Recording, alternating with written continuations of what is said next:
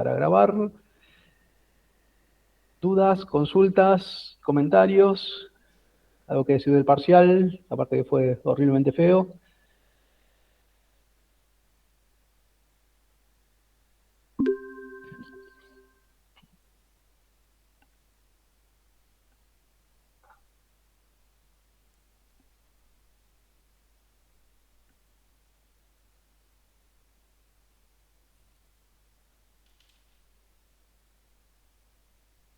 ¿Pudieron instalar el ARMSIM? ¿Estuvieron jugando con eso?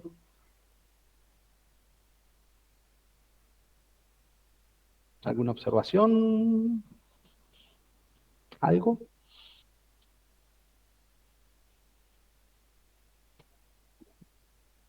No. ¿No? Bueno, continuamos entonces donde quedamos la última vez.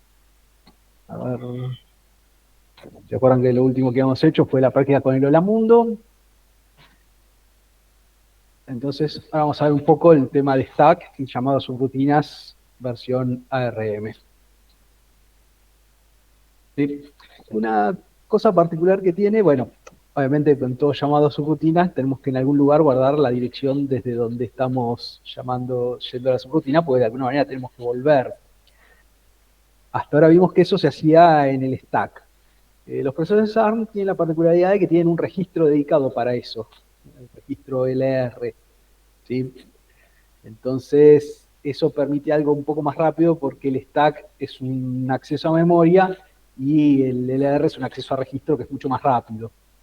Entonces, en ese sentido, atiende más rápido la subrutina, o digamos, la bifurcación a la subrutina tiene menor tiempo de latencia, es decir, se hace más rápido porque no se hace un acceso a memoria, sino que se hace una escritura a registro. ¿Sí? Por otro lado, uno puede pasar parámetros a través de los registros, como se hace en la calling convention, pero si por alguna razón lo que hay que pasar no entra en los registros, o por ejemplo es una cadena de caracteres o es un struct con datos adentro, la forma de hacerlo es a través del stack. ¿Sí? Por eso tenemos un registro stack pointer y un registro LR para guardar la dirección de retorno. Cuando tenemos que hacer eso, tenemos la ventaja de que tenemos un par de instrucciones que permiten hacer una escritura de varios registros en el stack y una lectura de varios registros en el stack. Es decir, yo puedo hacer, por decirlo de alguna manera, un acceso en ráfaga a memoria del stack, guardando el contenido de varios registros en una sola operación de acceso a memoria. ¿Sí? Eso obviamente mejora mucho el desempeño porque entonces ya en vez de hacer 4 accesos a memoria de una instrucción, yo hago una única instrucción con un acceso a memoria secuencial y ahí guardo los datos. Eso mejora también la transferencia de parámetros hacia las subrutinas. El acceso a la pila puede ser ascendente o descendente, en orden directo o invertido, entonces hay 4 formas de hacerlo. Nosotros en general lo vamos a hacer así, full descending. Es decir, uno va transfiriendo registros al stack y el stack se va incrementando. ¿Sí? La llamada subrutina, el BL, acuérdense que B era de branch y L para que guarde la dirección de retorno en el LR. La subrutina hace un guardado de un registro en el stack y lo guarda porque lo va a usar, porque en LDR va a poner el 1 para indicar que la salida va a ser por consola. Entonces hace la llamada a sistema y después recupera antes de irse el valor que guardó en el stack. Es decir, antes de hacerla, cuando se hace la llamada subrutina, la propia subrutina al comienzo guarda los registros que va a tocar y antes de irse recupera los registros que tocó para devolver al programa principal los registros en el estado en que estaban. ¿Sí? Eso es algo importante de hacer cuando uno escribe en Assembler. Cuando se trabaja en C o en otro lenguaje, todo eso lo hace el compilador, obviamente. Pero cuando uno trabaja en Assembler, todo se hace a mano. Entonces, si uno va a tocar un determinado registro del procesador, lo que tiene que hacer es al principio de la subrutina guardarlo. Y antes de irse de la subrutina, obviamente recuperarlo. Bueno, vamos a ver cómo es el manejo de strings con el simulador.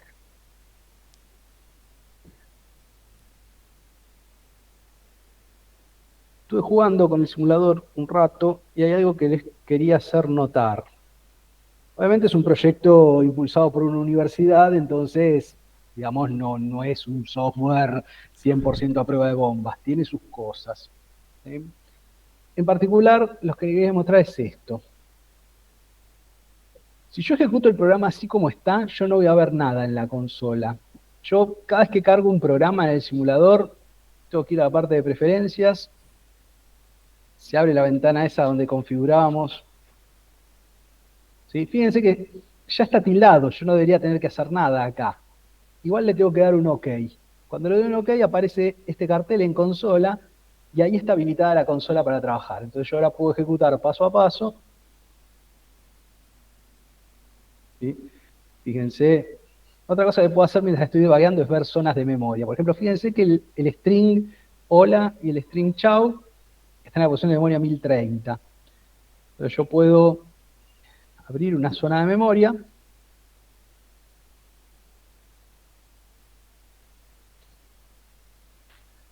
Vamos a poner esa zona de memoria, la 1030 o 1030.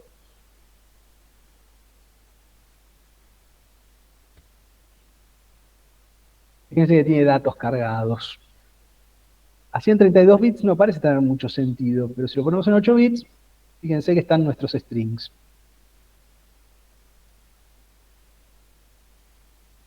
Entonces yo voy a ir ejecutando el programa, fíjense que cargo en R3 la posición del primer string, fíjense que R3 ahora carga con el 1030 apunta al 48,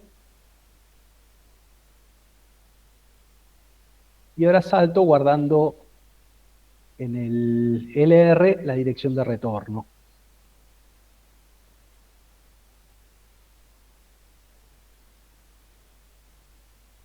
Y fíjense que en el LR quedó la dirección de retorno 1008, que 1008 es a donde vengo después del print R3, es decir, a este LDR.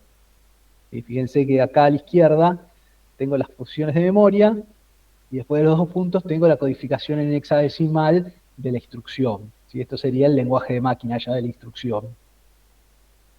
Bueno, hice el salto, guardé en el LR la posición, como hice un salto, el program counter está en 1014, es decir, acá, o en 1014. Acá hago un acceso en ráfaga del registro, que en realidad guarda un solo registro, el R0, pero fíjense que ahora el stack pointer va a cambiar de posición. Está en 11400, lo ejecuto la instrucción, y fíjense que ahora está en 113F8. ¿Sí? Es decir, yo guardé 8 bytes ahí adentro. Básicamente lo que guardé fue R0 y LR. Y yo ahora voy a la porción de memoria 113F8.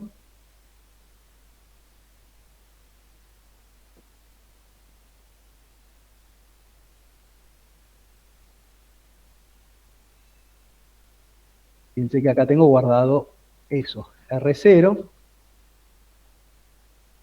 y la dirección de retorno, el LR, que era 1008. Por ahí se ve mejor en 32 bits. ¿Sí? Ahí tengo el R0, que estaba en 0, que está acá, y el 1008, que es el LR. ¿Sí? Esto que estoy viendo es la posición de memoria del stack pointer. ¿Sí? El stack pointer está acá. Como guardé dos valores de 32 bits, creció y ahora está en 11.3F8, es decir, acá. Y guardé 4 bytes. Digamos, F8 más 4 es la dirección inicial del stack. ¿Se entiende hasta acá? ¿No? Paren en cualquier momento si hay algo que no se entiende, peguen el chiflido. Volvemos a la posición de memoria 1030 o 1030. Ahora ponemos en 8 bits, que es donde están los strings, y seguimos ejecutando.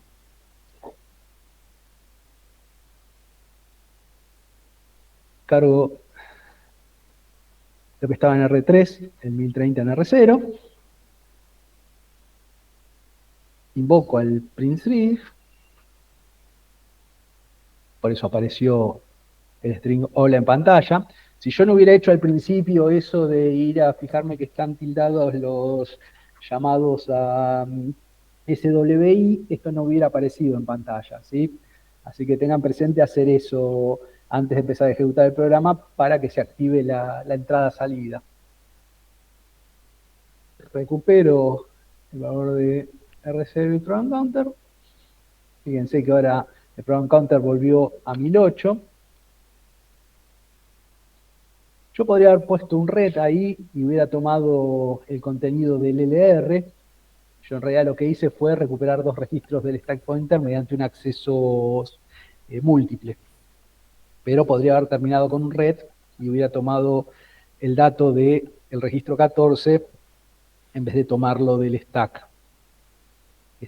Fíjense que ahora el stack volvió a su valor original porque yo recuperé los dos registros que había guardado. Como son dos registros de 32 bits, son los 8 bytes que cambió el valor de stack pointer. Ahora hacemos lo mismo con el segundo string.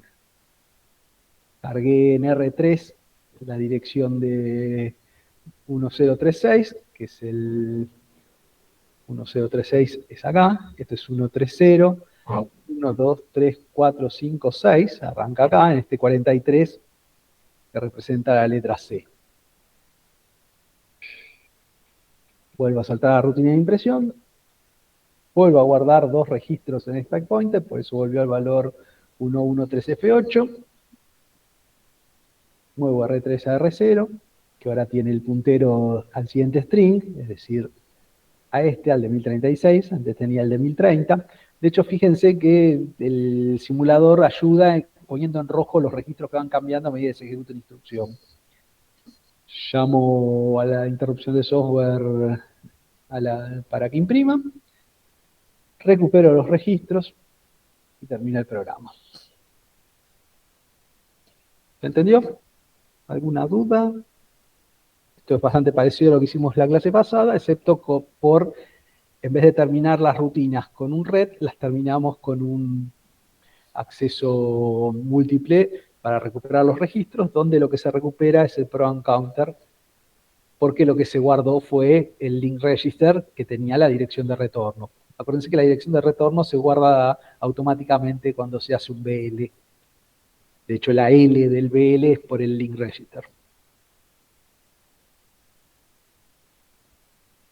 ¿Alguna duda? Si no, seguimos con la presentación.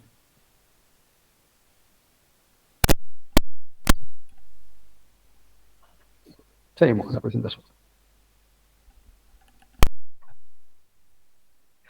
Vamos a ver un poco ahora las instrucciones más de operaciones que tiene el ARM 7 TDMI. Tiene las instrucciones de suma. Acuérdense que las instrucciones se les puede agregar una condición, es decir, bajo qué condiciones se ejecuta la instrucción. Si no se pone nada, la instrucción se pone siempre. Una letra S para indicar si se actualizan o no los flags de negativo, 0, overflow o carry. Y los dos operandos y el registro de destino. Puedo sumar, puedo restar, puedo hacer una resta inversa, es decir, en vez de restar el primer operando del segundo, le resto el segundo del primero. Puedo hacer una multiplicación entera sin signo. Bueno, y puedo hacer un montón de operaciones más, pero en resumen, más o menos, es muy parecido a lo que vimos cuando vimos el set de instrucciones de Intel, con la diferencia que a veces por ahí tienen un mnemónico distinto las instrucciones, pero en general todos los procesadores pueden hacer lo mismo. Mover cosas de un lado a otro, operaciones aritmético-lógicas, sumar, restar, comparar, etc. Las instrucciones lógicas que tengo son la AND, la OR y la XOR. ¿Sí? De vuelta, cada instrucción tiene las tres letras de su mnemónico que la identifica. Puedo agregarle una condición y puedo agregarle una S para indicar que actualice los flags de negativo, 0, overflow y carry. Otra cosa particular que yo puedo hacer con las instrucciones aritmético-lógicas es que yo puedo usar uno de los argumentos desplazado, ¿sí? Y ese desplazamiento no lo necesito hacer independientemente de la instrucción, sino que puedo hacerlo dentro de la instrucción. No obstante ello, dispongo de instrucciones para hacer desplazamientos. Puedo hacer un desplazamiento lógico o uno aritmético. El desplazamiento lógico es como una rotación pasando por el carry. El desplazamiento aritmético copia el bit que se desplazó. El desplazamiento aritmético es útil cuando yo necesito conservar el signo en un número asignado. ¿Sí? Entonces, como les decía, yo puedo usar uno de los operandos desplazado sin necesidad de hacer primero el desplazamiento y después hacer la operación. ¿Sí? La unidad de metodología tiene lo que se llama un barrel shifter incorporado, que hace el desplazamiento y la operación que se pide, todo durante la ejecución de la misma instrucción. ¿Sí? Eso se puede hacer porque la cantidad de bits a desplazar y la dirección hacia donde se desplaza se codifica dentro de la instrucción. Entonces ya al decodificar la instrucción se sabe si se tiene que desplazar o no y se puede hacer sin necesidad de hacer un acceso a memoria de datos para recuperar otra instrucción. De hecho, se está haciendo el acceso en paralelo, pero para procesar la siguiente instrucción, por esto que les decía de que mientras una parte del procesador busca la instrucción en memoria, una segunda parte la decodifica, una tercera parte la realiza y una cuarta escribe los resultados. Esa cadena la llamamos un pipeline y lo vamos a ver más en detalle con la estructura del procesador. Pero la idea es esa, que esto era un procesador superescalar que no era que solo una parte del procesador está activa a la vez. Todas las partes del procesador, la mayor parte de las partes del procesador están activas todo el tiempo tratando de optimizar el uso, ¿no? Por eso se puede llegar en un caso totalmente ideal, a ejecutar una instrucción por ciclo de reloj. No porque una instrucción lleve un ciclo de reloj, sino porque al estar las instrucciones así encadenadas, durante cada ciclo de reloj se termina de ejecutar una instrucción. Pero igual vamos a ver más adelante con el tema del pipeline. Bueno, el tema de debugging con ARM-Sim es lo que acabamos de ver. ¿Sí? Vimos los registros de acá, que se ponen en rojo cuando se van actualizando a medida que se van ejecutando las instrucciones. Yo lo que puedo hacer es resetear la ejecución, ¿sí? Con un reload, y cuando hago el reload, nuevamente tengo que setear esto, y yo me quedo tranquilo que tengo consola cuando veo este string en pantalla. Cuando veo eso, ya sé que puedo trabajar con la consola. La visibilidad de los registros, la visibilidad de los contenidos de memoria, es lo que les explicaba acá. Ponemos la parte de memory. Y la parte de memoria, digamos, un modelo de memoria contiguo. Es decir, la memoria donde están guardados los strings, la memoria donde está puesto el programa. Por ejemplo, yo pongo la posición de memoria 1000. Yo estoy viendo las instrucciones que están codificadas acá. E5-9F3020, E5-9F3020. Es decir, yo pongo la dirección de memoria del programa, veo el programa. Pongo la posición de memoria de los strings y veo los strings. ¿Sí? Es decir, no hay zonas de memoria segmentadas. Tengo un único modelo de memoria plana donde veo programas, constantes, variables, etc.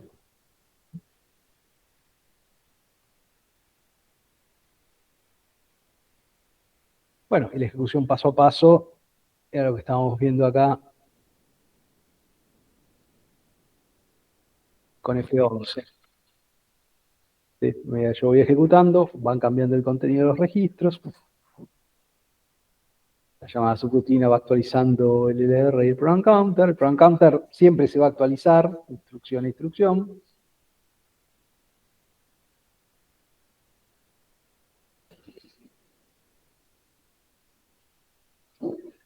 Bueno, y esto de demo de Binding con ARMSIM es lo que acabamos de ver.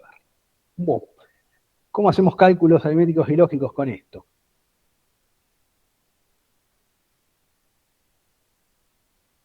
La práctica de cálculos aritméticos lógicos,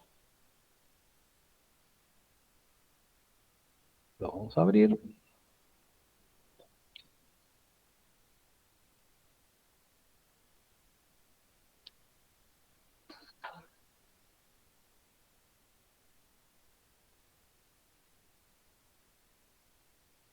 Fíjense, cargo 5 y 2 en los registros R0 y R1. Lo sumo y el resultado va a quedar en R2. Le resto R0, R1 y el resultado queda en R3. Multiplico R0 por R1, una multiplicación entera sin signo, el resultado lo mando a R4. Y un ejemplo con los desplazamientos, etc.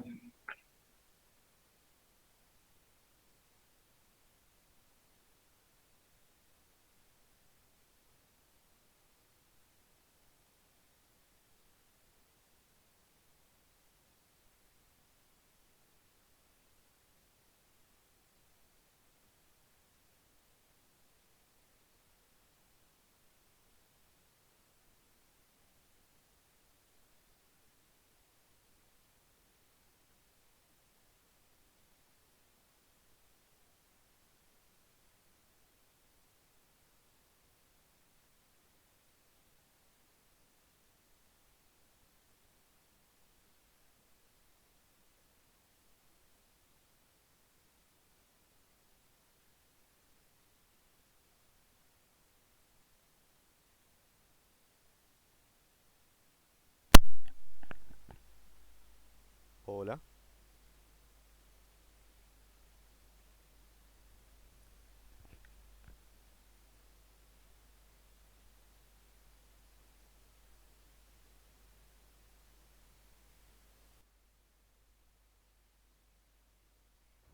Acabo de ver que me había desconectado. ¿Desde qué parte se perdió?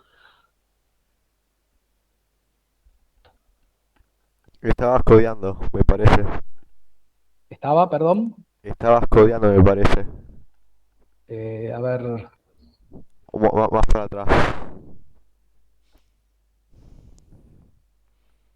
Más, el barrel shifter, los más shifts, todavía. instrucciones aritméticos, el string, la práctica de string no se vio. No, no sé eso. Ah, bien. Bueno, la práctica de strings, Pero, ¿qué estamos atrás? Estaba mostrando eso. El ejemplo de eso estaba mostrando. este ejemplo de los cálculos aritméticos lógicos. Sí, eso. Ah, bien. Entonces, ya me había asustado. Ahí está. Eso significa que estamos acá. Eso. Lo que después Gracias. venía era archivos. Archivos se maneja de una manera muy similar a como eran los archivos con Intel. Es decir, yo tengo que pasar un puntero al nombre de archivo y alguna forma de indicar si lo quiero de apertura para lectura o para escritura. ¿Sí? Entonces, guardo el nombre de archivo con un ASCII y lo que les decía es que en este procesador son importantes los alineamientos. En el procesador Intel mucha bola no le dábamos a eso, acá sí es importante porque en principio todo tiene que estar alineado a 32 bits cuando leo memoria, cuando leo la memoria.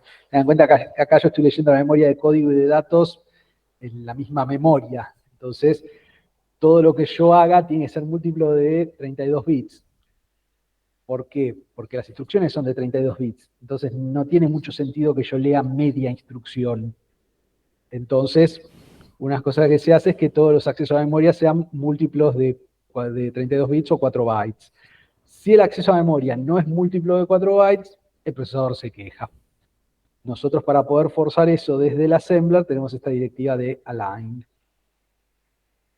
Y acá en InFileHandler lo que hago es reservar un espacio de memoria para el puntero que representa el archivo.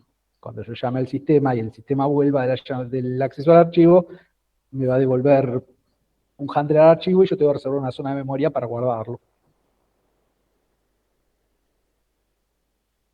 Bueno, la apertura es cargo en R0 el puntero al nombre del archivo, en R1 cargo un 0 porque va a ser en modo de entrada, invoco la interrupción de software 066 para apertura de archivo, y me fijo si el carry está seteado. Si está seteado significa que hubo un error de archivo, entonces salto una rutina de error, si no significa que en R0 me volvió el handler del archivo.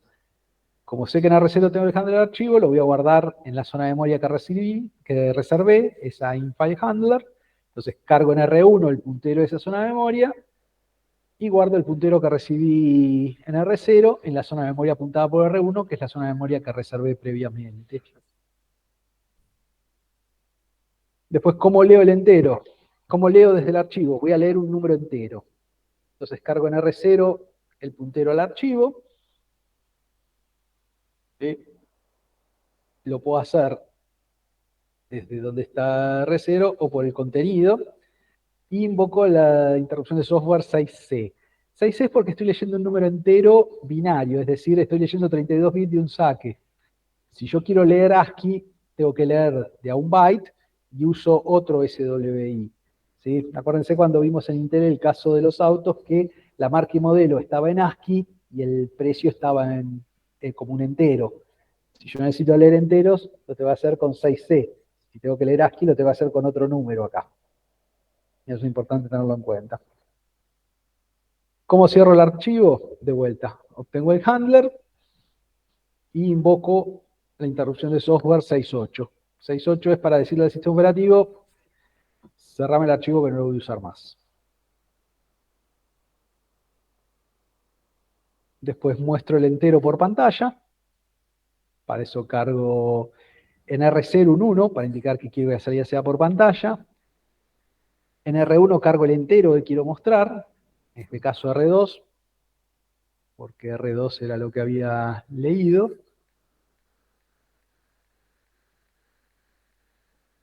Y después invoco la dirección a la interrupción de software 6.8 para indicar mostrar en pantalla, perdón, 6B para indicar mostrar por pantalla un entero. Vamos a verlo en el código.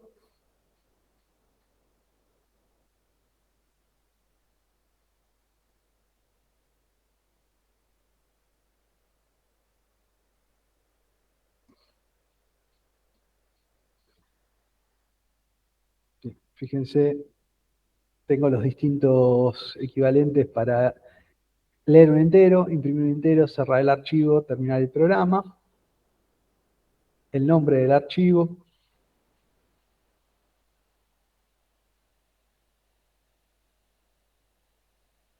pero yo no, creo que no tengo un archivo entero.txt, así que esto va a fallar.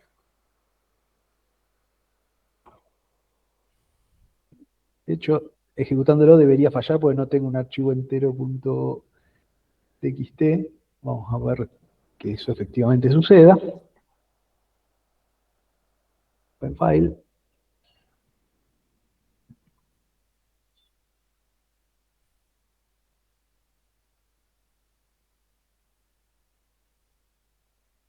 Y salí del programa. No pude obtener el archivo entero.txt. No sé si está en el campus. Ahora me voy a fijar 2 minutos.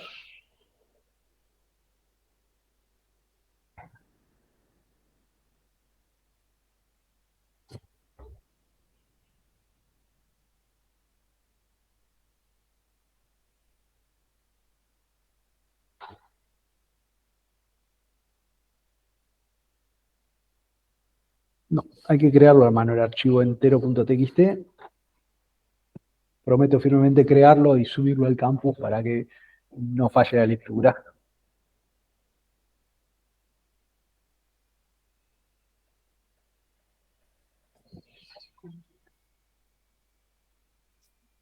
Negar enteros del archivo, lo mismo.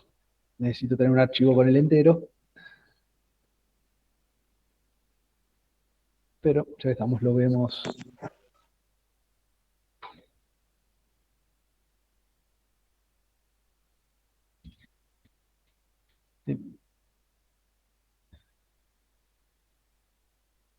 A ver si tengo el nombre. Dos enteros txt.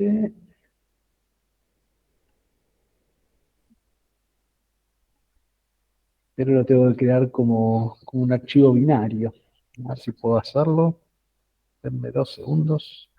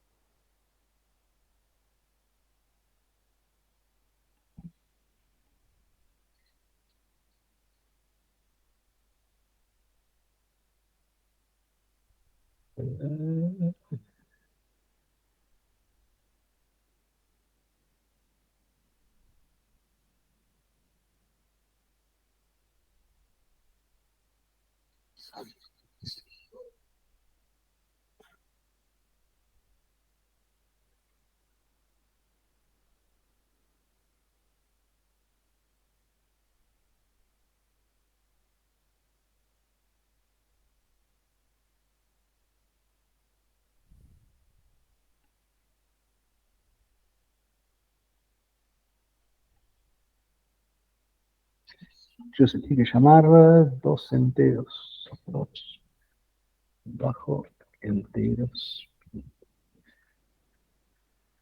A ver si funciona.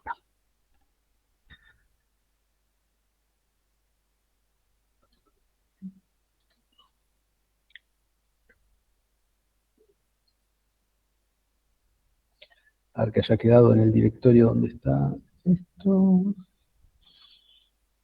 El archivo está. Pues bueno, vamos a empezar a ejecutar. Cargamos el puntero al archivo.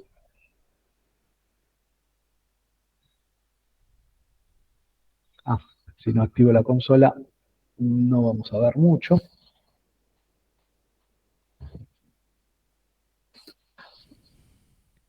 Cargo el nombre del archivo de entrada. Como entrada. Lo abro. El carry está en 0, así que pude encontrar el archivo. Cargo el handler en R1. Lo guardo.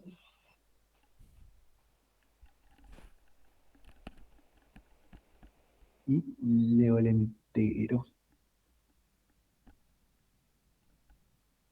No, no pude leerlo. Tengo que ver cuál es el formato para guardar los enteros.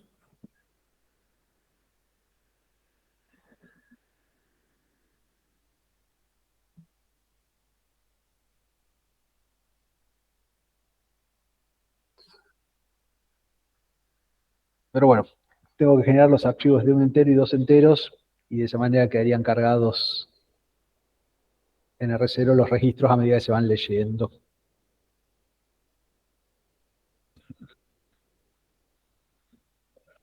Entonces, bueno, la idea fue utilizar operaciones aritmético-lógicas, imprimimos cadena de caracteres bien, leer números enteros, no tengo los archivos, ahora me voy a fijar bien el formato para tenerlos, llamar subrutinas, llamando el stack pointer con el LR como dirección de retorno, o el stack pointer.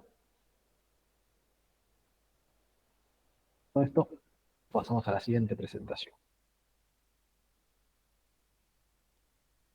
Pedro, ahí encontré yo una versión de dosenteros.txt. ¿Es Bien, ese ¿cómo es? archivo? Sí, ¿cómo es? Yo lo que veo, lo estoy abriendo del celu porque no me conecté en la compu, pero O si estoy no, mándamelo viendo por WhatsApp y ahí lo un miro. número, sí, un número y en otra línea otro número. O sea, tenía un 63 y un 5. Los veo en caracteres, estoy editando un archivo de texto. Es un archivo de texto. El que dice dosenteros.txt, sí. Bien. Al menos este que agarré yo. ¿Te fijaste vos si no estaba subido al campus el archivo en sí de texto? Estaba mirando, por lo menos ahí en esa parte, no. Que es. Acá estoy en. En la parte del Esto. laboratorio, ¿no? No, es acá. El laboratorio, las prácticas. Y cuando entro a las prácticas están los archivos .s, pero no están los archivos .txt. A ver, yo ahí me bajé uno. ¿Y el otro cómo se llamaba? Un Entero.txt. entero.txt. O Ah, entero.txt, perdón. entero. Entero. Bueno, espera, ahí me bajé los dos y ahora te los paso por WhatsApp. ¿Te sirve ahí? Dale, dale, dale. A ver si ahí funciona. Ahí los cargo y lo vemos. Claro, yo los creé en forma binaria, puse dos binarios uno al lado del otro, pero no ese es el formato. Ahí va. Listo, ahí te los mandé por WhatsApp, los dos. Entero y Ok, dos enteros. listo. A ver.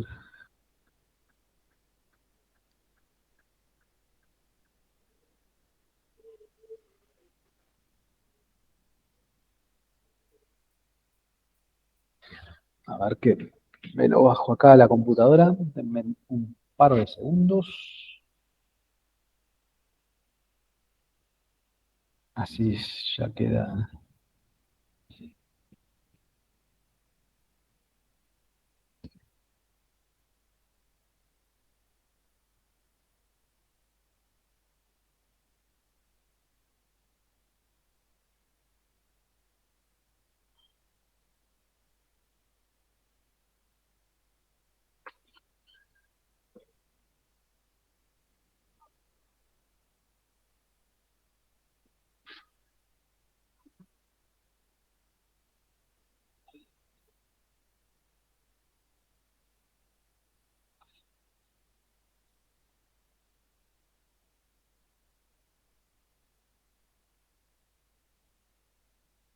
Bueno, ya los tengo en la computadora. A ver.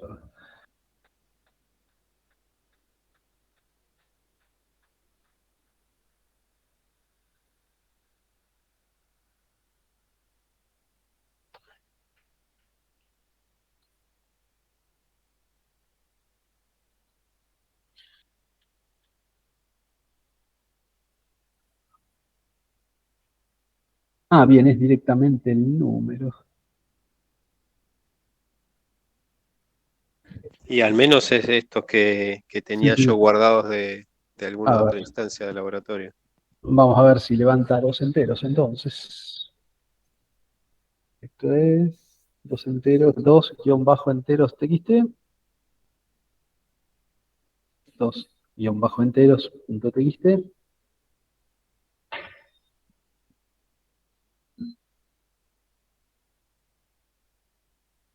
separados por un punto, parece. Dos enteros tiene un 63.5.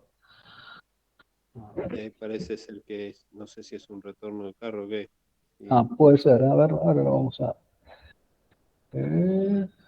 reseteamos.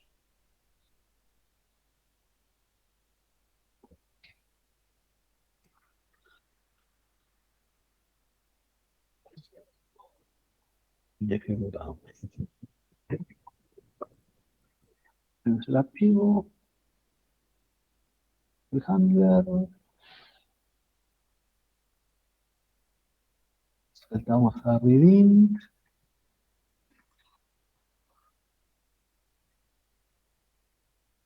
y en R0, sí, en R0 tengo el 3F, que es la representación del -9.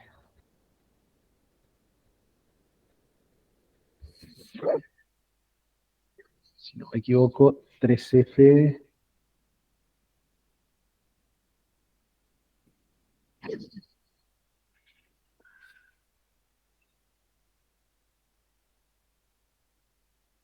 Ah,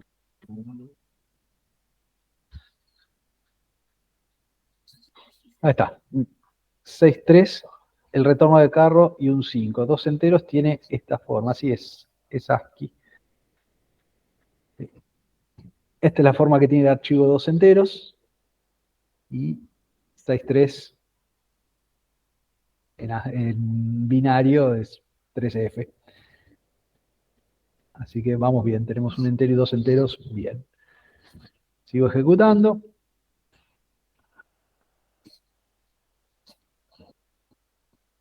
Lo guardo en R2, en R1.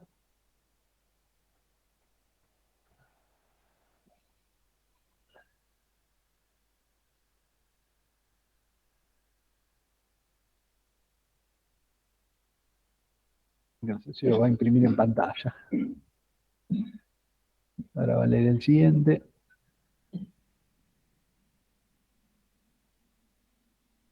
05, lo leyó.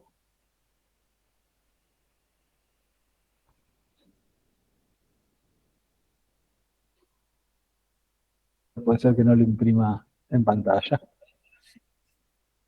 Voy a resetearlo a ver si.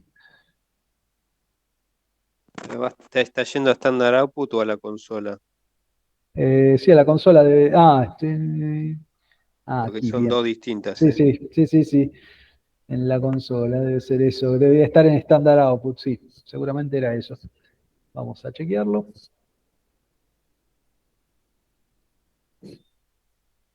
Ahora estoy en la consola. Ahora ejecuto paso a paso. Abro el archivo. Cargo el 3F, que es el 63.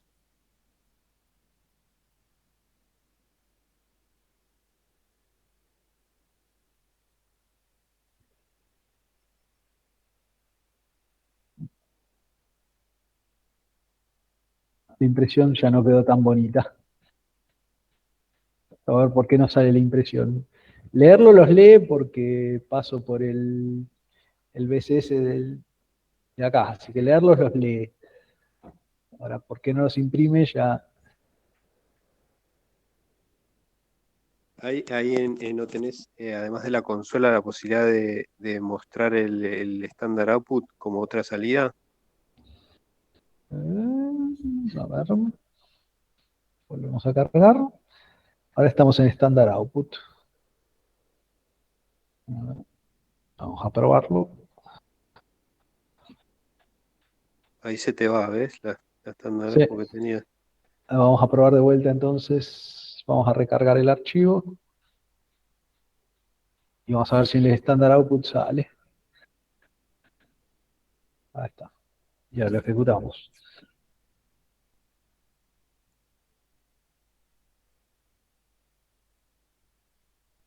Ahí está. Sí.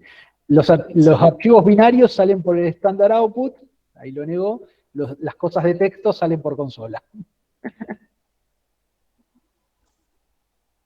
Ahí en la guía, fíjense en la guía de ARM que está especificado para cada SWI, ¿Qué es lo que hace? Sí, sí. claro, y qué salida tiene. Si es por salida estándar o si es por consola. Tienen distintas versiones. Si querés Sí, ahí, sí, Pedro, es fíjate el número de SWI que uno usa. claro, en Cada el SWI que uno manual, usa. si lo tenés ahí a mano y se los mostramos ahí al toque. En el A manualcito ver. del laboratorio está Sí, la. ahí lo pongo en pantalla. Ese lo tengo en otra ventana.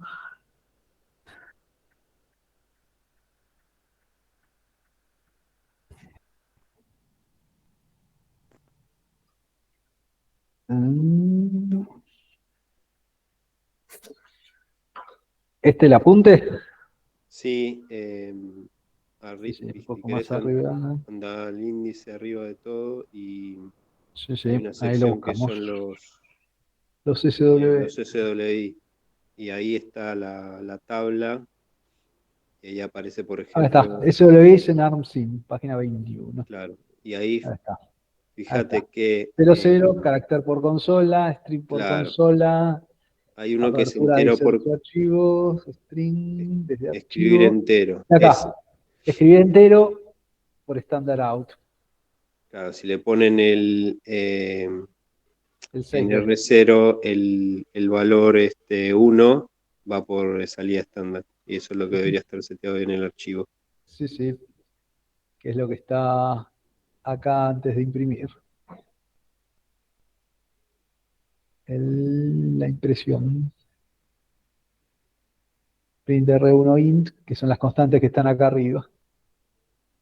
Ahí está, stdout 1, el EQ, arriba. Sí, sí, acá, este.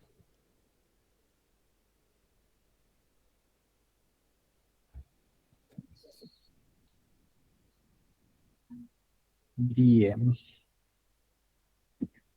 Hemos visto que podemos leer archivos enteros y sacarlos por standard output.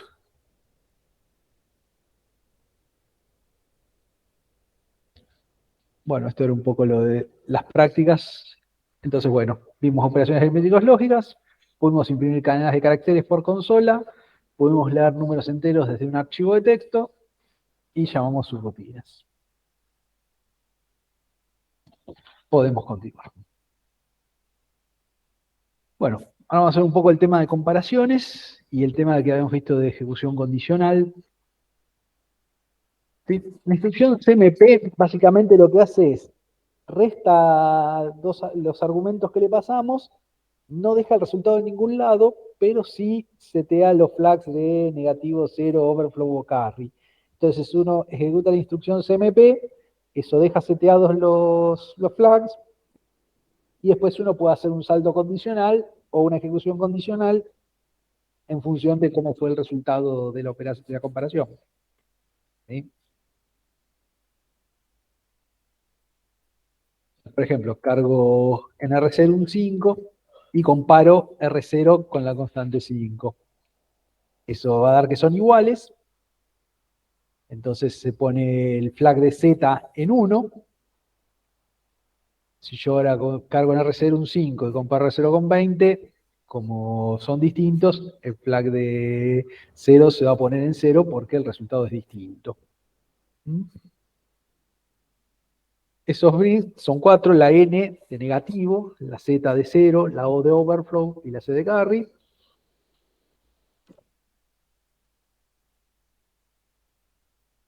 particular, vemos que el primer operando es menor que el segundo. Y si no me equivoco, hasta aquí llegamos en la división de hoy.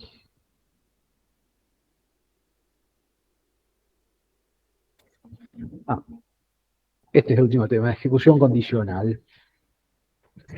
Pero, ¿sí? Como les decía, las instrucciones se les podía agregar un sufijo para indicar que se ejecutaban o no en función del resultado de esas banderas, de esos flags. MI, si el bit de negativo está en 1, entonces, si dijera solamente MOV, movería 42 a R0. Con MOV MI solamente va a mover 42 a R0 si previamente el bit de sí, en ese momento el bit N está seteado en 1. Por eso la idea de que uno primero ejecuta una instrucción CMP y después ejecuta una instrucción con un agregado condicional. Así como está MI es de minus y PL es de plus. Por eso mover si es positivo, mover si es negativo.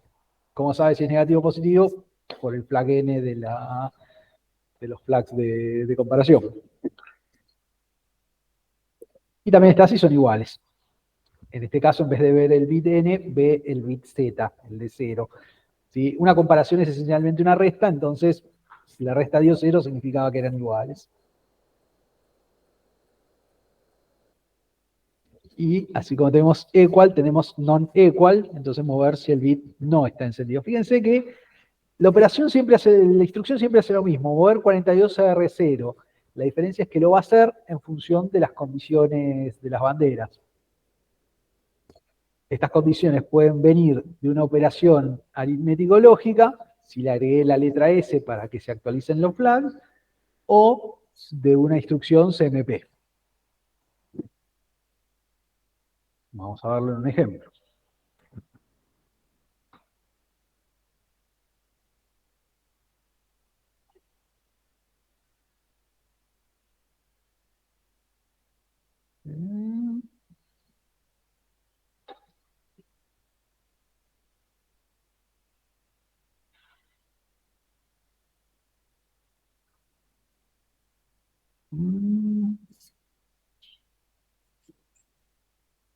Entonces, ejecutamos,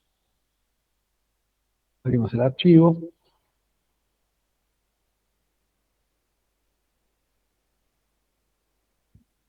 lo cerramos, cargamos el valor 3, comparamos R2, que ahora es menos 2 en realidad,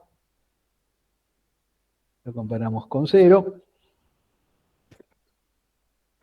Fíjense que se encendió el flag de negativo, porque este es un número negativo, tengan en cuenta que al terminar en 1, sí es un número negativo. Se actualizaron los 4 flags, ¿sí? Porque después de hacer el CMP se actualizan los 4 flags. Y ahora, como dio negativo, va a ser R2 menos R3 y guardar el resultado en R2. ¿Sí? Fíjense que se actualizó.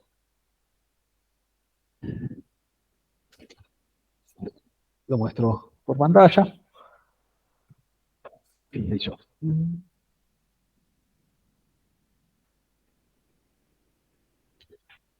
Creo que el otro ejemplo,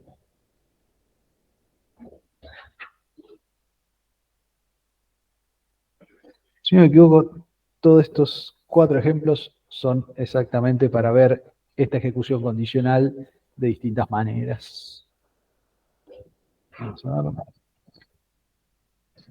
Pues viene el valor absoluto con instrucciones condicionales.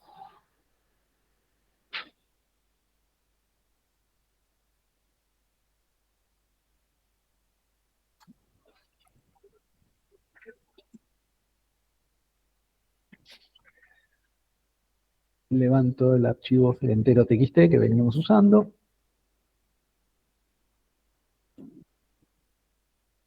El que ejecutamos recién.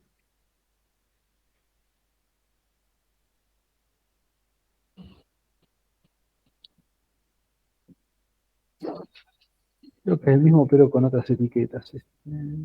Es menor a 0.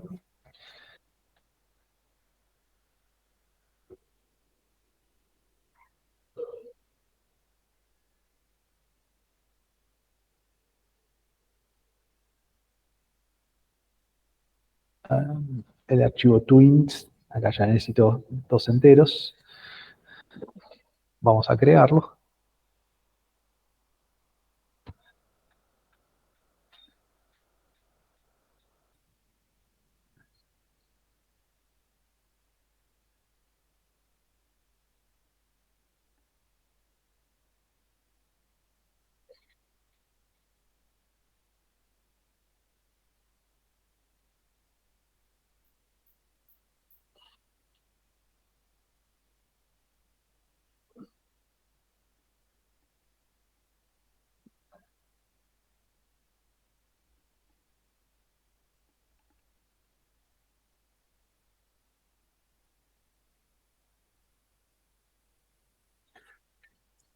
Los index. Vamos a ver cómo.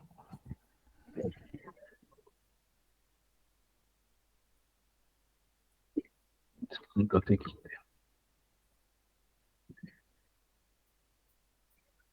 Listo, puse 2 enteros, son el 16 y el 24.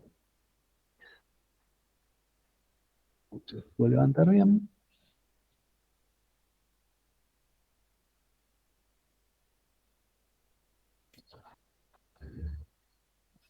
Este 1,0 es el 16.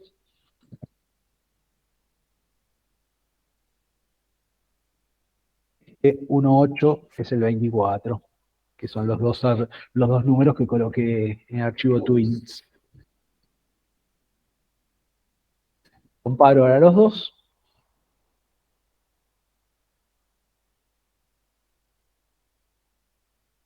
El mínimo es el 16. El máximo es el 24. ¿Sí?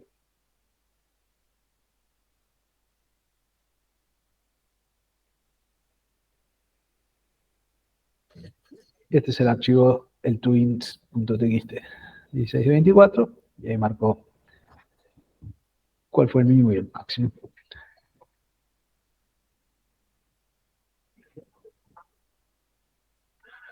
Bueno, después empezamos con las bifurcaciones, pero bueno, eso ya es tema de la siguiente clase.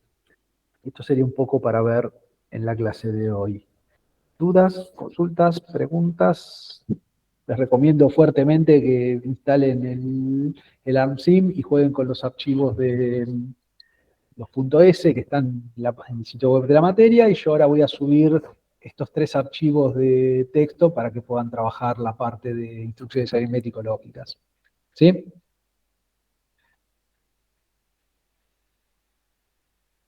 Si no hay más dudas o consultas, quedan liberados hasta el martes que viene. Chao, profe, muchas gracias. Hasta luego, buenas noches. Bueno, voy parando la grabación.